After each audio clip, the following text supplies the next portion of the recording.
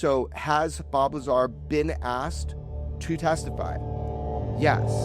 Okay, we've heard some great witnesses. Like, what's next? And they actually released footage that day. And I've heard some conspiracies about that, and I just want to nail that on the head real quick. People, they should theorize, like, how did Congress get it? Who dead dropped it to Rep. Burleson? All I can tell you is, you and I knew about it for sure. We had talked about it before, but it wasn't me. And additionally, I know Matt Brown was there, and people are like, well, what was he doing there? Matt Brown came because I invited him as my guest because everybody wanted him there. All the Congress people wanted him there. That's why he came, because he hasn't had a chance to raise his hand and to testify yet for a variety of reasons that are not on him. And so that's why he was there. But I can tell you definitively, he had nothing to do with that video either. So I think questions are really good, but I also think demystifying them once you go down that road is really important. So Matt Brown was there because I invited him, and he was there because everybody in that group was to support the people who were speaking. That was actually the first time Bob Lazar's name was ever mentioned in a congressional setting, and that was Dylan Borland who dropped his name. And that's funny because it comes up a lot. Why doesn't Bob testify? Well, he's scared. He won't testify. He'll go up on stage, won't testify.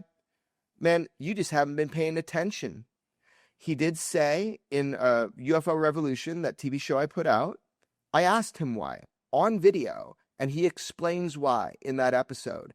So has Bob Lazar been asked to testify? Yes. Multiple times, not just to me, to you.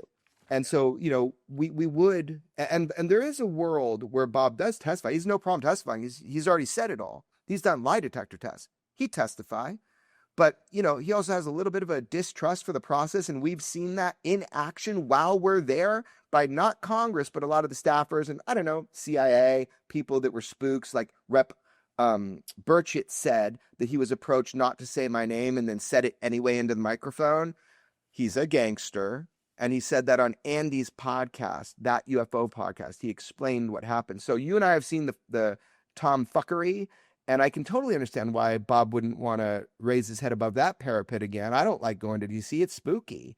But he's been asked. The first time I was asked to ask him if he would do it, maybe 5 years ago. Yeah. And my initial, I had reservations, but I asked him, and maybe I was pushing him in that direction, and he said yes. If you think it's a good idea, yes. Yeah. And after a while, after thinking about it, I'm sorry that people will be mad at me for this, but I advised him not to do it. He's told his story. He does not owe ufology anything. He's been crapped on for more than 30 years by this topic and all the major players in it. It's not like he needs validation from UFO people. And you can see just him popping up on that stage in Austin, all the same crap gets dragged up all over again. And, I think it gets pretty old at this point. I remember interviewing him here in Las Vegas in maybe 2016 or somewhere around there. He came to town and, he closes the interview with this is people that don't believe you and doubt your story. Great. Good. My advice is spread it around. Tell everyone you know that you don't believe it and it's not true, and leave me alone. So I don't think it would have been a good idea for him to testify. It would have been a pretty dramatic moment, but the story's been told, and the attacks on his credibility would start all over again. I didn't think it would be a good idea for him. So, and I think that he trusts you with that. And he has fluctuated as he's seen how the hearings have proceeded. And maybe one day, maybe we will see that. But he's done it. And I think you're right. So that's always a personal choice. But just to kind of set the record straight, people need to understand that. And if we don't tell them, they're not going to know that. So that there's a lot that happened behind closed doors for each hearing. I mean, a lot, and so all of that should be explained to the public at some point, like what the resistance was to certain witnesses. What are they looking for now? How do they move the ball forward? and decisively, it's two things, I think. One is footage that actually shows something impossible. That's one. They're on the hunt for footage to show the American public, although we offered it to them and we didn't get there eventually because of issues. And the other thing I think they're looking for is locations.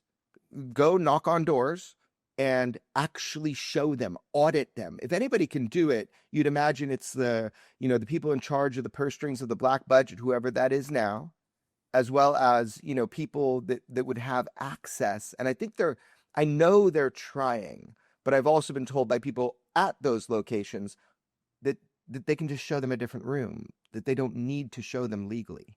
Congressman Burleson. So I know you've been traveling, so you weren't in the news cycle and paying attention to social media and newspapers, but Congressman Burleson, our friend and who we trust and who was an integral part of those congressional hearings, says that the president has given him permission to visit some of these particular locations.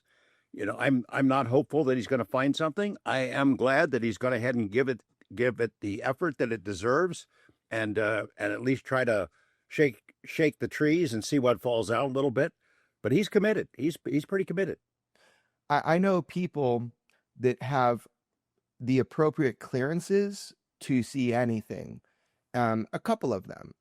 And if they're being genuine, they just weren't shown.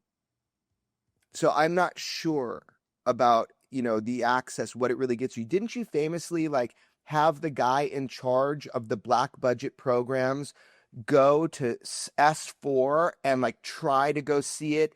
And didn't that happen? Somebody tried before. It did happen, and it was weird that one single day there was a freak storm so thick it was horizontal snow. It was blowing so fast.